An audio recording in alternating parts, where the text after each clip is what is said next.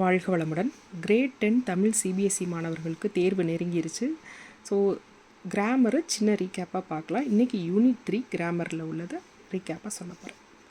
தொகாநிலை தொடர்கள். தொகா அப்படின்னாலே டைரக்டுன்னு அர்த்தம். இந்த யூனிட்டுக்கு மட்டும் இல்லை, எல்லா யூனிட்லேயும் வர இலக்கணத்தில் வரக்கூடிய வார்த்தைகளில் தொகானாலே டைரக்டு, தொகை அப்படின்னாலே இன்டைரக்டாக சொல்கிறது, ஹிடனாக சொல்கிறதுன்னு அர்த்தம்.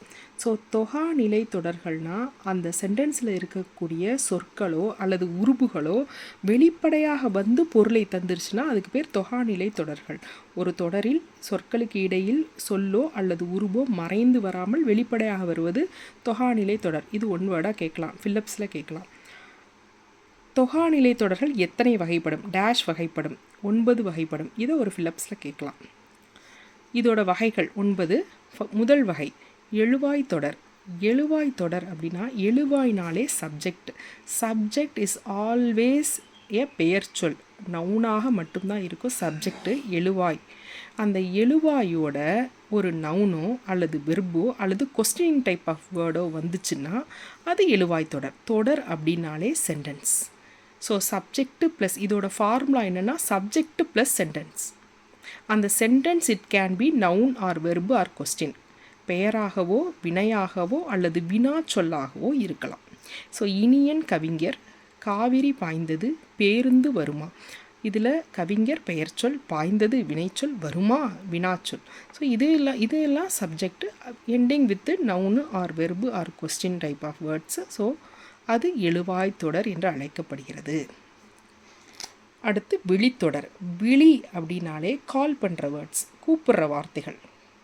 ஸோ விழினா காலிங் வேர்டு. அது ஒரு it can be noun. So அது எதோடு சேர்ந்து வரும் இந்த தொடரில், இந்த சென்டென்ஸ்லனா ஒரு வெர்போடு சேர்ந்து வரும். ஸோ கால் பண்ணுற மாதிரி இருக்கிற வார்த்தை ஒரு வெர்போடு சேர்ந்து வந்துச்சுன்னா அதுக்கு பேர் விழித்தொடர். இப்போ நண்பா வா, நண்பா எழுது, கவிதா ஓடு, இப்படி சொல்லும்போது இப்போ இது வா எழுது இதெல்லாம் வெர்பல் சென்ஸ் ஆஃப் வேர்டு, வினைச்சொல்லான வார்த்தைகள், ஆக்ஷன் வேர்ட்ஸ். ஸோ நண்பா கால் பண்ணுறது, ஒருத்தரை கூப்பிடுறது, கவிதா கூப்பிடுறது. ஸோ அப்படிப்பட்ட வார்த்தைகள் விழி. அது சென்டென்ஸை எப்போ மாறுது அப்படின்னா வெர்போட சேர்ந்து வரும்போது. விழி இதோட ஃபார்முலா விழி ப்ளஸ் பயனிலை. பயனிலைனா வெர்பு தான், விழி ப்ளஸ் பயனிலை. மூன்றாவது வகை வினைமுற்று தொடர். வினைமுற்று அப்படின்னா கம்ப்ளீட் வெர்பு. அது தொடரில் சேர்த்தி வரும்போது எப்படி வரப்போகுது? பிகினிங்கில் கம்ப்ளீட் வெர்பும் எண்டு வித் நவுனாக இருக்கும். இதோட ஃபார்முலா வினைமுற்று ப்ளஸ் நவுன். ஒரு எக்ஸாம்பிள் உங்களுக்கு கொடுக்கப்பட்ட எக்ஸாம்பிளில் சான்றில் வினைமுற்று ஃபஸ்ட்டும் பெயர் எண்டுலேயும் ப்ரிஃபிக்ஸு வினைமுற்றும் சஃபிக்ஸில் பெயர் சொல்லாவோ நவுனாவோ வந்துச்சுன்னா அது வினைமுற்று தொடர். எக்ஸாம்பிள் பாடினாள் கண்ணகி. பாடினாள் complete verb, Kannagi it's a noun, பெயர் சொல் வேர்ட். நான்காவது வகை பெயர் எச்ச தொடர். பெயர் எச்ச தொடர் அப்படின்னா இதோட ஃபார்முலா ஒரு முற்றுப்பெறாத வினைச்சொல் பெயர் சொல்லோடு வருவது. அந்த சென்டென்ஸோட பிகினில் ஒரு இன்கம்ப்ளீட் வெர்பு வந்திருக்கும், எண்டு வித் நவுன். ஒரு incomplete verb ending with noun ஒரு சென்டென்ஸில் இருந்துச்சுன்னா அது பெயர் எச்ச தொடர். எக்ஸாம்பிள் கேட்ட பாடல். கேட்ட இன்கம்ப்ளீட் வெர்பு, பாடல் இஸ் அ நவுன். ஸோ கேட்ட பாடல் பெயரெச்ச தொடர். அடுத்த டைப்பு வினையச்ச தொடர். இது ரொம்ப ஈஸி.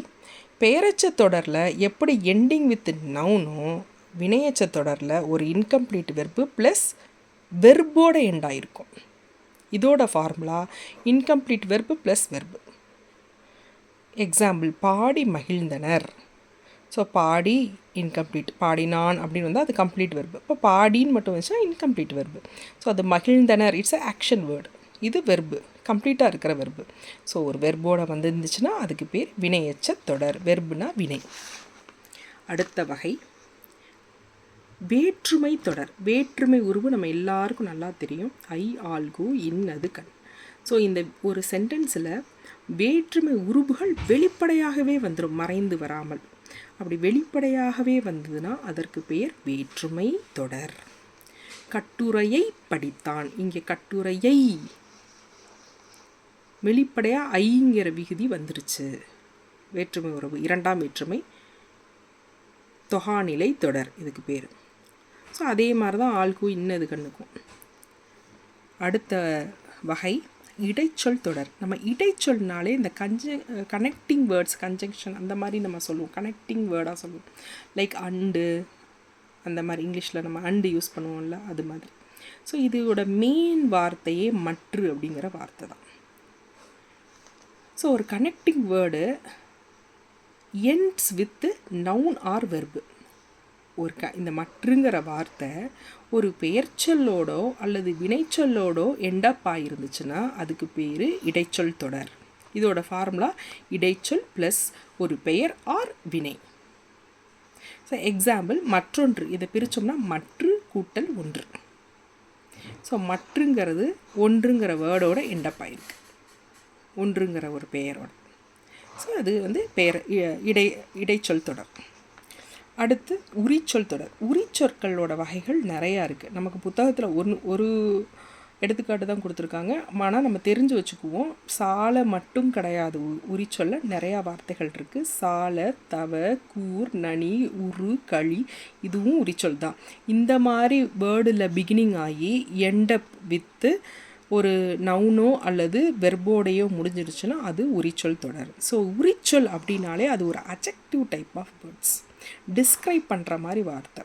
இப்போ நம்ம ஸ்கூலிலெல்லாம் மிக இப்போ குட்டுனா நன்றுன்னு சொல்லுவோம், அதுவே வி குட்னா மிக நன்றுன்னு யூஸ் பண்ணுவோம். அதுக்கு பதிலாக நனி நன்றும் யூஸ் பண்ணுவாங்க. இப்போ நனி அப்படின்னா வெரி வெரி குட் அந்த மாதிரி அர்த்தம். இப்போ நன்றுனா குட்டு, இப்போ நனி நன்றுனா வி குட்டுன்னு அர்த்தம், வெரி குட்டுன்னு அர்த்தம். ஸோ அந்த மாதிரி ஒரு டிஸ்கிரைப் பண்ணுறது, குட்டே நல்லது தான், அது நனி நன்றுனா ரொம்ப ரொம்ப சிறப்பானதுன்னு அர்த்தம். ஸோ அந்த டிஸ்கிரைப் பண்ணுற மாதிரி வேர்ட்ஸோட ஒரு நவுனோ அல்லது வெர்போ வந்துச்சுன்னா அதுக்கு பேர் உரிச்சொல் தொடர். 9th டைப் அடுக்கு தொடர். அடுக்குனாலே பில்டு பண்ணுறது, அப்படியே அடுத்தடுத்த ஒரே இதில் ஒரே வேர்டு தான் 3 times வந்திருக்கும், திருப்பி வந்திருக்கும். அதுக்கு பேர் தான் அடுக்கு தொடர். லைக் வாழ்க வாழ்க வாழ்க, வருக வருக வருக, ஒளிக ஒளிக ஒளிக, பாம்பு பாம்பு பாம்பு. ஸோ ரொம்ப நம்மளோட எமோஷனாக நம்ம சொல்லும் போது பண்ணுற ஆச்சரியம் உள்ள வேர்ட்ஸாக நிறையா வரும். இதில் அடுக்கு தொடரில் ஒரே வார்த்தை 3 தடவை வரும். இதுதான் 9th டைப். இது ரொம்ப முக்கியமானது, ஒன் வேர்டுக்கு ரொம்ப முக்கியம். கூட்டுநிலை பெயரச்சம் ஃபில்லப்ஸ்லேயும் கேட்கலாம், அல்லது சான்று கொடுத்து அது எவ்வகை பெயரச்சம்னு கண்டுபிடிக்கிறது நம்ம கேட்கலாம். ஸோ கூட்டுநிலை பெயரச்சம் அப்படின்னா 2 இன்கம்ப்ளீட் வேர்ட்ஸு ப்ளஸ் நவுன், இதுதான் இதோட ஃபார்முலா. நம்ம பெயரச்சத்தில் இங்கே பார்த்தோம், என்ன பார்த்தோம்னா ஒரு முற்று பெறாத வினை ஒரு பெயர்ச்சொல்லோடு வருவது தான் நம்ம இங்கே ஃபார்முலா பார்த்தோம். இங்கே என்ன எப்படி இருந்துச்சுன்னா, இங்கே இப்போ கேட்ட பாடலில் கேட்டங்கிறது இந்த முற்று பெறாத வினை இன்கம்ப்ளீட் வெர்பு, இது ஒரு டைம் தான் வந்துச்சு நமக்கு. ஆனால் கூட்டு அப்படின்னாலே என்னது, 2 பேர் கூட்டு சேர்ந்துருக்காங்க அப்படி தான் அர்த்தம். இங்கே 2 டைம் இந்த இன்கம்ப்ளீட் வெர்பு வரும். 2 டைம் இந்த இன்கம்ப்ளீட் வெர்பு வந்துட்டு ending with noun, ending with பெயர்ச்சொல். ஒன்றுக்கு மேற்பட்ட எச்சங்கள் எண்டிங் வித் பெயர்ச்சொல் அப்படி வந்தால் அது கூட்டுநிலை. கூட்டு அப்படின்னாலே 2 பேர் சேர்ந்துக்கிட்டு கூட்டு. பெயரச்சம் நம்ம ஆல்ரெடி படிச்சிருக்கோம், incomplete verb plus noun. So 2 incomplete verb plus noun, இதான் ஃபார்முலா. ஸோ கேட்க வேண்டிய பாடல், சொல்லத்தக்க செய்தி. இதில் பாருங்கள், கேட்க ஒரு இன்கம்ப்ளீட்டு, வேண்டிய ஒரு இன்கம்ப்ளீட்டு, பாடல் நவுன். ஸோ கேட்க வேண்டிய பாடல் அப்படிங்கிறது கூட்டுநிலை பெயரச்சம். ஆனால் ஒரே ஒரு இன்கம்ப்ளீட் வெர்பு ப்ளஸ் ஒரு நவுனோட வந்துருச்சுன்னா அது பெயரச்சத்தில் வந்துடும். அதே வெர்பில் முடிஞ்சால் அது வினையச்சமாக மாறும். ஸோ ரொம்ப எளிமை. இதை ஃபார்முலா மாதிரி மனசில் வச்சுக்கிட்டு நீங்கள் பார்த்தீங்கன்னா உங்களுக்கு ஃபில்லப்ஸும் அட்டன் பண்ணிடுவீங்க, சான்று தருகவும் அட்டன் பண்ணிடுவீங்க, அப்புறம் இலக்கண குறிப்பாக வந்துருச்சுனாலும் நீங்கள் அட்டன் பண்ணிடுவீங்க. வாழ்க வளமுடன்.